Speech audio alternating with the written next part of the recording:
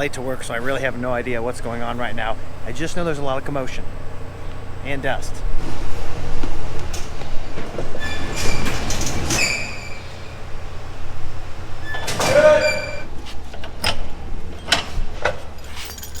Won't be long, we'll be cutting some beans with these.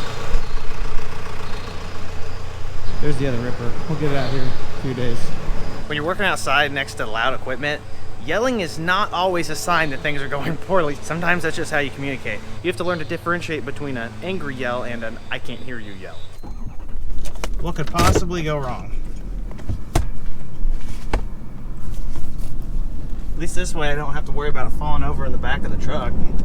As the trigger safety slowly slides out, put that back in there.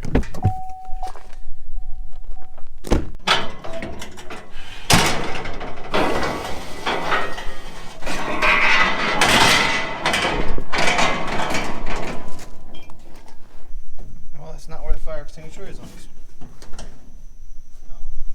They moved it on me. Now you can catch on fire. Whew. Man, I was in there for less than 5 minutes and I was already sweating. That's how today's going for me so far. These two are next on the agenda. This semi is getting serviced, so we're going to turn it around, dolly down the trailer, and then take the semi to town, bring that one back.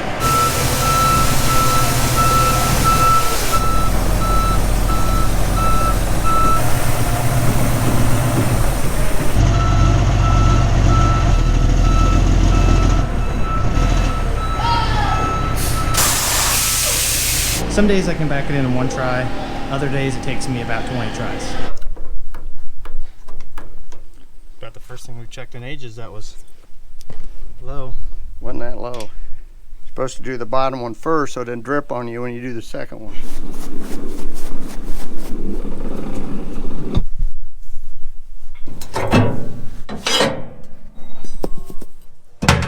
The grain's collected in the dump, comes up this tube, and then drops straight down into the main auger. And that auger goes to that way.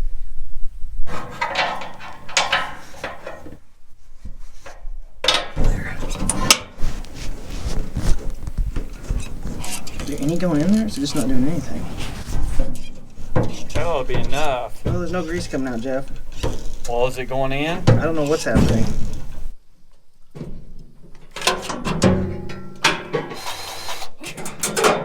Still gotta go 90 degrees. That's probably good right there. I feel like lock washers on this is a little extreme.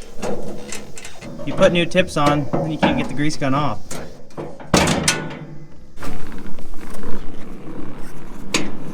Go a second top. One more. Try and do the least amount of work as possible. Hose off, you'll break the hose. Break the... I'm literally just have tension. There went the zerk. Zerk off. The zerk is stuck in the grease gun. Well, it did its job almost too well. The old one was too loose. We put a new one on. It was so tight that we couldn't even get it off without the zerk coming with it. I bet you they're putting on cover crops. Interseeding corn, probably. Get another one stuck? They felt bad enough that they warrantied it at the dealership. He put it in the vise and couldn't even get the zerk out of the end. Grease and air filter time.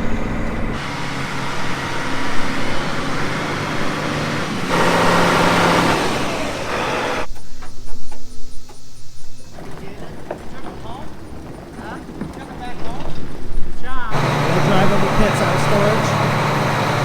He's doing a little equipment shuffle, but I'm not quite sure what his goal is. You're free. We gotta pull this hood off and replace the belts under there. They're kind of worn out, just from season after season of grain. What of truth for the new greaser?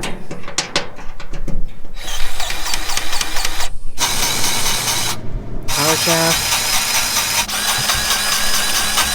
Whoa, way too much grease.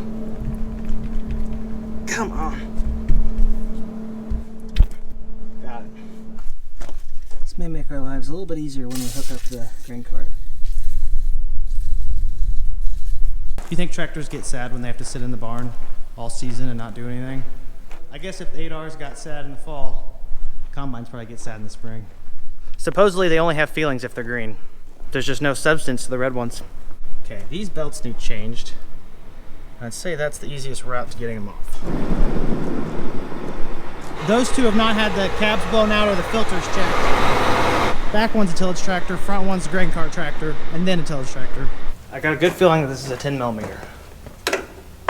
Nice. This is going way too smoothly so far. Definitely some signs of wear on the belt. We'll have to loosen the tightener to get the tension off the belts, and then we can pop those off. Probably go into like a Napa or AutoQuest, Car Parts, whatever the heck store you want, and find those exact belts. No, you didn't miss anything. This is just how random my day is. Organized chaos, I guess.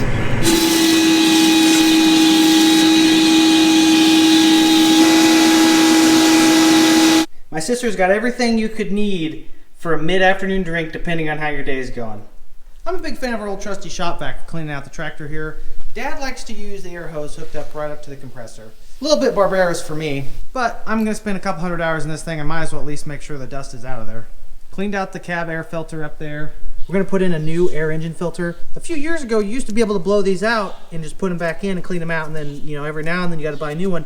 Now, you're not supposed to blow them out anymore. I'm not sure why. Instead of blowing them out, you have to go get a new one instead. Not a big conspiracy theorist, but it's a smart financial move by Mother Deere. Filters in.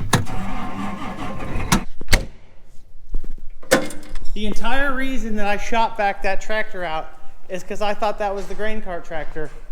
I just realized on the way back that doesn't even have a PTO on it. Oh, jeez.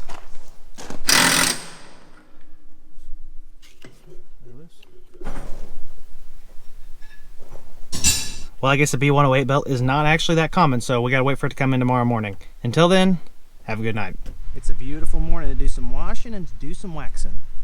Get these beasts all shined up, that way they look good out in the fields. You know, when you're out there farming, looks are very important. We're already light years ahead of the competition just because our tractors are green and yellow and not red or brown or purple or blue. There's my soybean planting tractor. Guess we're gonna throw a coat of wax on them as well. Alright, pick your tractor for the season. Which one you want? I'm more of a tractor guy than a combine guy.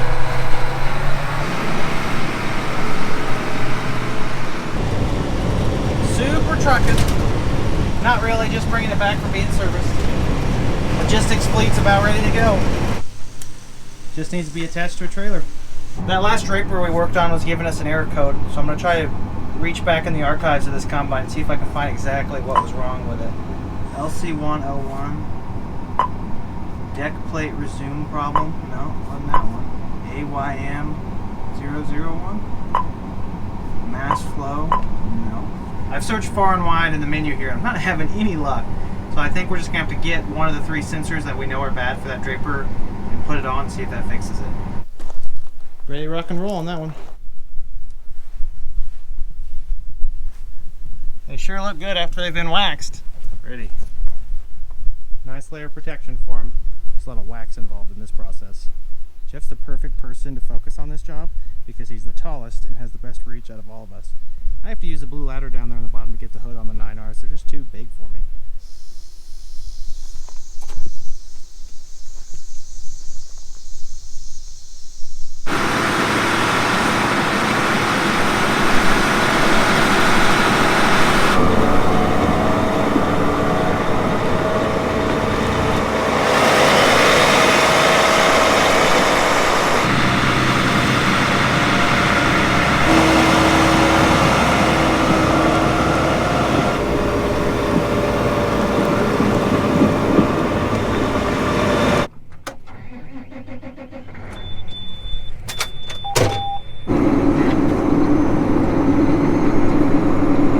You'd almost think this tractor's brand new by how nicely it's shining.